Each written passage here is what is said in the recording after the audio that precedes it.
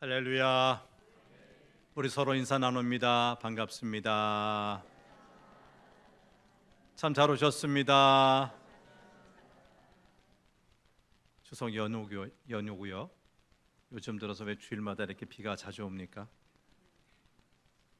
남들은 뭐 공항에다가 터미널에다가 여행도 많이 가시는데 여러분 아버지 집에 오셨습니다. 오실 때 오셨습니다. 잘 오셨습니다. 하나님의 넘치는 은혜와 복이 여러분에게 있기를 축복합니다. 하나님을 믿는 우리는 누구보다, 세상 그 누구보다 바른 길을 가야 하고요, 바른 길을 가려고 애를 써야 합니다. 길이 아니면 바른 길을 찾으려고 노력해야 합니다. 그런데 영국의 어느 보험회사가 조사한 바에 따르면 영국 남성들, 한국 남성이 아니에요. 영국 남성들은 운전을 하다가 길을 잃어도 다른 사람에게 잘 물어보지 않는답니다. 그래서 1년 평균 444km를 잘못된 길에서 헤맨다는 거예요. 서울에서 부산까지 그 거리보다 더 먼 거리를 어떻게 한다고요? 길을 제대로 찾지 못했어요. 근데 물어보지 않아서 그냥 그렇게 헤매는데 그 먼 거리, 많은 시간을 허비한 거예요. 심지어 영국 남자 10명 중에 1명은 목적지를 안 가면 안 갔지, 끝까지 다른 사람에게 길을 묻지 않는답니다. 잘하는 거죠?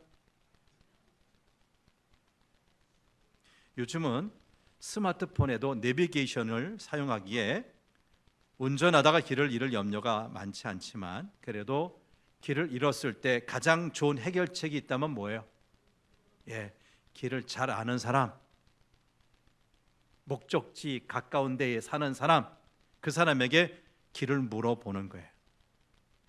요한복음 14장 6절에서 우리 주님이 이렇게 말씀하셨어요. 예수께서 이르시되 내가 곧 길이요 진리요 생명이니 나로 말미암지 않고는 아버지께로 올 자가 없느니라. 예수님은 자신을 뭐라고 말씀하셨다고요? 길이라고. 예수님이 길이랍니다.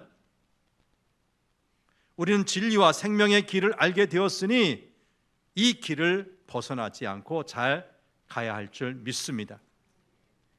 오늘 본문은 제자들이 예수님께 와서 우리에게 믿음을 더해 주소서라고 요청한 것으로 시작이 돼요. 오늘 본문 앞에는 예수님께서 다른 사람을 실족하게 하지 말라고 하셨고요, 회개하는 형제는 용서하라고 하시면서 하루에 무려 7번이나 죄를 짓고, 그렇게 죄를 지을 때마다 회개할지라도 그를 용서하라고 하셨어요. 그런데 여러분, 이런 예수님의 가르침대로 사는 것이 쉽습니까? 경험상 여러분이 자녀를 키울 때에 아이들이 한 번, 두 번 잘못할 때 있죠. 거짓말하거나 친구와 싸우거나 친구의 학용품을 훔쳐올 때 있잖아요. 반응이 없어요. 한 번, 두 번 할 때는 어떻게 하시죠? 어떻게 하셨어요? 타일르셨어요. 나쁜 거야. 이렇게 하면 돼, 안 돼? 안 돼. 근데 그것이 3번, 4번, 5번, 7번 가면 어떻게 돼요? 그냥 용서해 주셨어요? 쉽지 않지요. 예수님으로부터 이러한 가르침을 직접 들었던 제자들도 한 번이 아니라 7번 죄를 지은 사람이 그때마다 회개한다고 해도 그를 용서하는 것이 어려운 일임을 알았을 거예요. 그래서 예수님께 우리에게 믿음을 더해 달라고 부탁한 것이죠. 믿음이 더해지기만 하면 다른 사람을 실족하게 하지 않고 미운 사람, 싫은 사람도 용서할 수 있을 것이라고 생각했던 것 같아요. 오늘 본문에 등장하는 사도들이 누굽니까? 사도들은 예수님의 곁에 머물며 예수님의 가르침을 듣고 예수님께서 행하시는 기적들을 목격한 제자들입니다. 누가복음 10장에는 예수님께서 따로 70명을 세워서 하나님의 나라가 가까이 왔음을 전하도록 각 동네와 마을로 파송하신 이야기가 나옵니다. 이렇게 예수님의 분부대로 세상에 나가 능력을 행했던 그들은 귀신들이 예수님의 이름 앞에 떨면서 항복하고 나가는 것을 목격했어요. 제자들은 이 모든 일들이, 심지어 귀신들이 쫓겨나가는 일들이 믿음 안에서 가능하다는 것을 체험한 것입니다. 그렇기 때문에 그들은 용서를 가르치신 예수님께 그 가르침대로 살 수 있도록 믿음을 더해 달라고 부탁한 것이에요. 믿음이 더해지기만 하면 예수님이 가르쳐 주신 것처럼 7번이라도 용서할 수 있고 더 큰 능력도 행할 수 있으리라고 믿었던 거지요. 근데 예수님은 믿음을 더해 달라고 부탁하는 사도들의 요청에 칭찬 대신에 책망을 하십니다. 6절 말씀을 보십시다. 오늘 본문 6절입니다. 시작. 주께서 이르시되 너희에게 겨자씨 하나일 만한 믿음이 있더라면 이 뽕나무더러 뿌리가 뽑혀 바다에 심겨라 하였을 것이요 그것이 너희에게 순종하였으리라. 이 말씀은 제자들에게 겨자씨 하나일 만한 믿음도 없었다는 의미가 아닙니까? 이는 예수님이 믿음을 양쪽으로 하나 둘 양쪽으로 이해하고 있는 제자들에게 믿음의 질적인 성격을 말씀하신 것과 같아요. 믿음을 양쪽으로 계산하고 하나 둘 셋 넷 더 많은 믿음을 요구했던 제자들은 그 믿음으로 더 많은 일을 하고 싶었던 것이 틀림없습니다. 그러나 믿음을 가지고 자신이 원하는 일에만 집중한다면 그 믿음을 주시는 분, 곧 하나님은 사라지고 맙니다. 그렇게 되면 하나님께서 주신 믿음을 가지고 하나님의 일을 하는 것이 아니라 인간인 내가 내 능력을 행하기 위해서 믿음을 이용하는 잘못을 범하고 마는 거예요. 저와 같은 목회자가 목회가 잘 안 되니까 특별한 은사들을 원하는 사람들이 있어요. 그래서 병을 고치는 치유의 은사, 귀신을 내어 쫓는 축사의 은사, 저 미래 앞을 내다보는 예언의 은사를 구합니다. 그런데 이런 은사를 받아서 목회에 써먹기 위해서 제자들처럼 믿음을 더하소서라고 요구하는 것이 문제라는 거예요. 여러분의 마음속에 성령의 은사를 받고 싶은 간절함이 있다면 그 간절함, 성령의 은사를 받고 싶은 그 간절함의 이유가 무엇입니까? 여러분 성경 읽으시죠? 왜 읽으십니까? 과거 독일 정말 오래된 명문 함부르크 대학의 총장을 지냈고 수천 명이 모이는 세인트 스테판 교회에서 목회하셨던 헬무트 틸리케는 젊은 신학자들과 목회자들에게 이런 말을 남겼어요. 왜 사람들이 성경을 읽으면서 하나님의 음성을 듣지 못하고 하나님을 만나지 못하는지 아십니까? 그 이유는 성경을 써먹기 위해 보기 때문입니다. 하나님께서 내게 무엇을 말씀하시는가 듣기 위해, 우리 가정에, 우리 공동체에 무슨 메시지를 주시길 원하시는가 듣기 위해 성경을 읽는 것이 아니라 성경을 어떻게 하기 위해서? 써먹기 위해서 읽는다는 거예요. 목사들이 그런 관점에서 성경을 보고요, 교회 학교 교사들이 학생들에게 무엇을 가르칠 수 있을까 써먹기 위해서 성경을 보는 거예요. 이렇게 목회자나 교사들이 설교나 교육하기 위해서 성경을 이용하기 때문에 정작 중요한 하나님의 음성은 듣지 못하고 하나님을 만나지도 못한다는 거죠. 10절 말씀을 보겠습니다. 오늘 본문 10절입니다. 시작. 이와 같이 너희도 명령받은 것을 다 행한 후에 이르기를 우리는 무익한 종이라 우리가 하여야 할 일을 한 것뿐이라 할지니라. 여러분 오늘 본문에 양을 치고 밭을 가는 종이 나와요. 종이 어떤 사람인지 아시죠?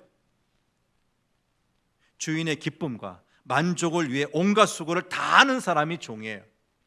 그런데 우리는 모두 하나님의 전적인 은혜 가운데서 예수님을 믿어 구원받은 것으로 끝나지 않고 예수님의 일을 함께하는 하나님의 종, 주님의 종으로 부름받았어요. 아멘. 하나님께서 명하신 것을 하는 하나님의 종으로서 그 하나님께서 명하신 것을 다 행했다고 해서 무엇을 얻으리라고 기대하거나 박수를 받거나 대접받기를 요구해서는 안 되는 종이라는 거예요.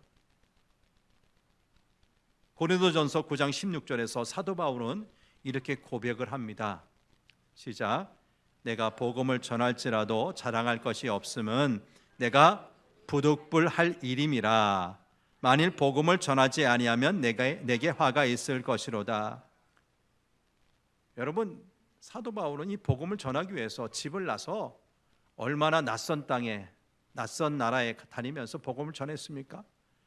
열심히 복음을 전했는데 자랑할 것이 없대요. 왜요?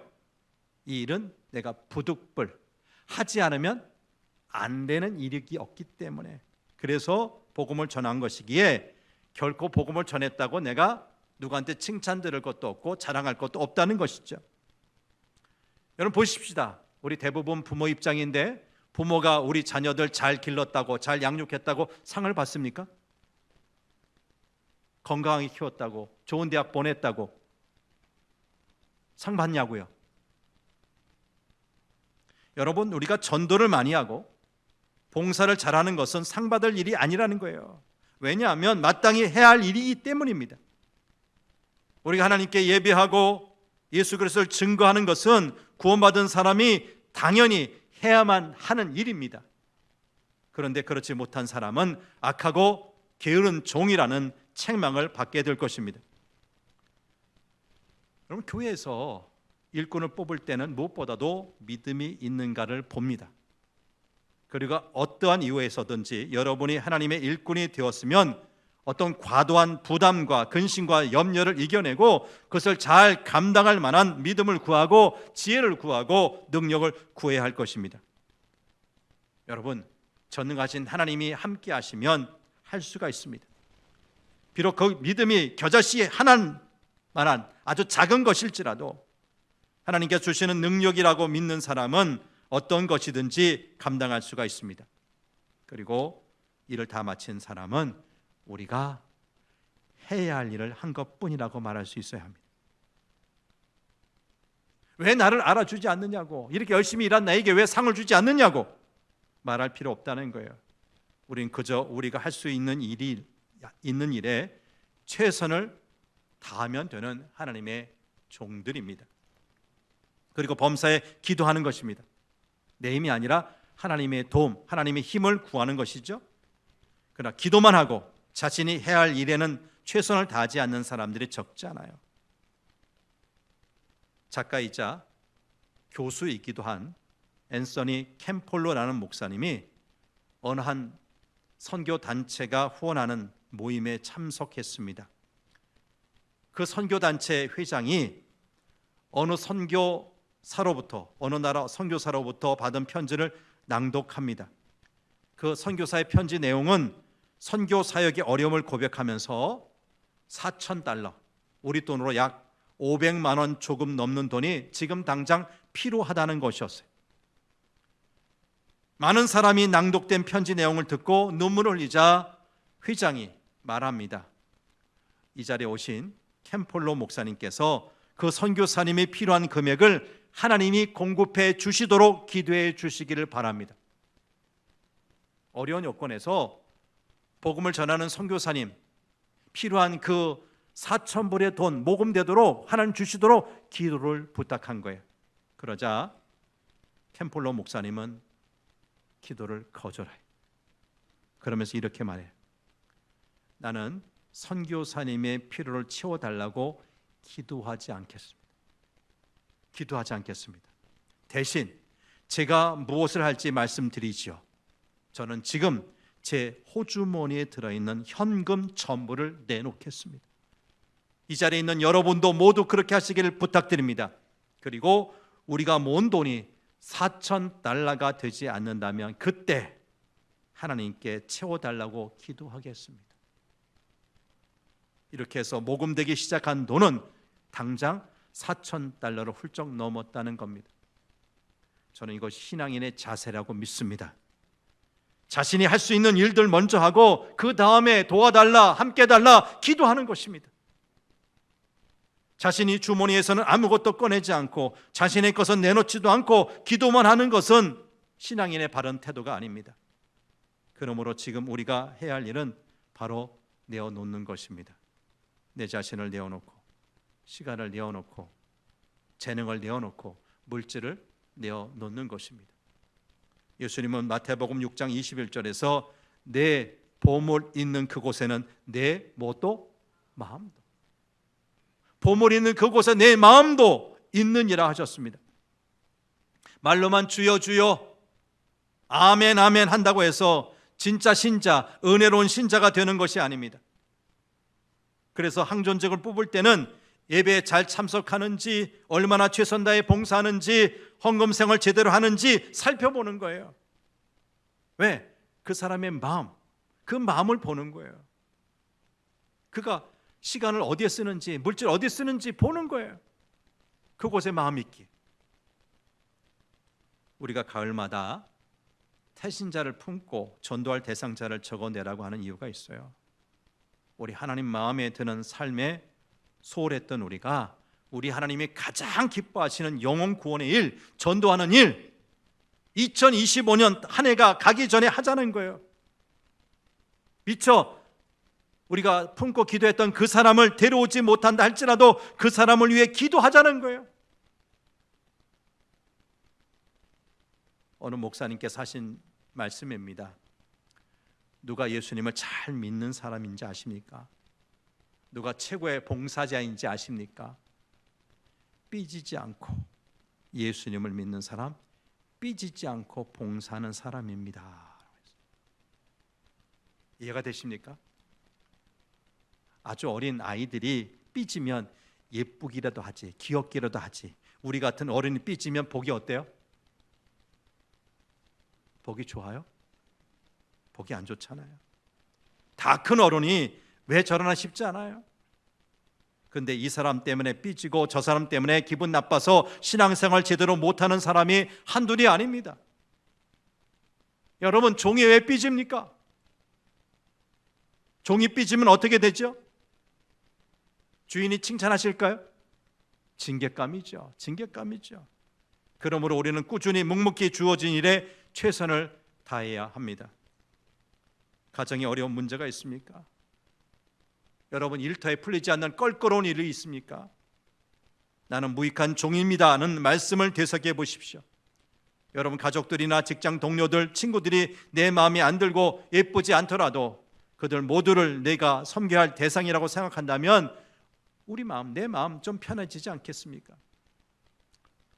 요즘에는 조금이라도 불편한 일이 있고 속상한 일이 있고 부담스러운 일이 있으면 주저없이 교회를 옮기는 사람들이 있어요. 한국교회 큰 병입니다. 웬만한 교회, 규모 있는 교회 가보면 그냥 처음부터 전도해서 예수 믿기 시작한 것이 아니라 앞서 다니던 교회 무슨 일 때문에 마음 상해서 옮겨온 사람, 소위 말해서 수평 이동한 사람이 얼마나 많은지 몰라요.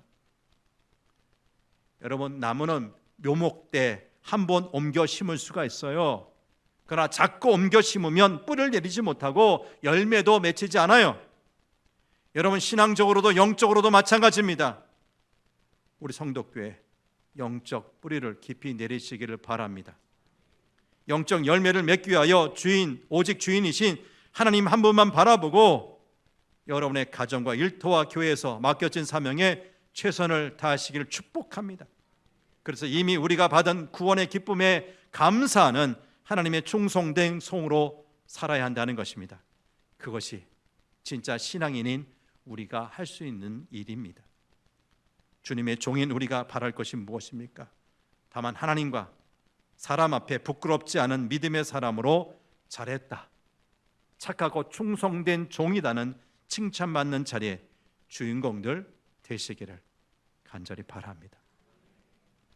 하나님 아버지, 왜 예수님의 제자들이 믿음을 더해달라고 구했을까요? 겨자씨만한 작은 믿음이라 할지라도 진짜 믿음이라면 산을 옮길 수 있는 놀라운 역사까지 발휘할 텐데 그들은 이 믿음을 양으로 받습니다. 하나, 둘, 세 개, 네 개 더 많이 가지면 주님 말씀하신 대로 사람을 실족시키지도 않고 하루에도 7번씩이나 잘못하고 용서를 비는 사람 계속 용서할 수 있다고 생각했던 것 같습니다. 근데 주님, 이런 생각은 정말 하나님께서 원하시는, 주님께서 원하시는 생각이 아님을 알게 하옵소서. 믿음은 하나 둘 더해지는 것이 아닙니다. 진짜 주님께서 함께 하시고 주님께서 역사하심을 믿으면 나를 드러내는 것, 내 능력을 드러내고 내 은사를 드러내는 것이 아니라 하나님을 드러냅니다. 하나님을 이야기합니다. 이 귀한 정신으로 살게 하옵소서. 그런 자리에 우리가 생각할 수 없었던 놀라운 기적과 능력이 나타나게 될 줄 믿습니다. 이번 추석 명절 사랑하는 가족들을 만나고 가까운 사람들을 만날 텐데 이 가운데 주님께서 역사하여 주옵소서. 우리 진짜 믿음이 드러나게 하시고 어떤 분란과 다툼이 없는 아주 행복한 시간을 갖는 의미 있는 명절 되게 도와주옵소서. 우리 구주 예수님 이름으로 기도합니다.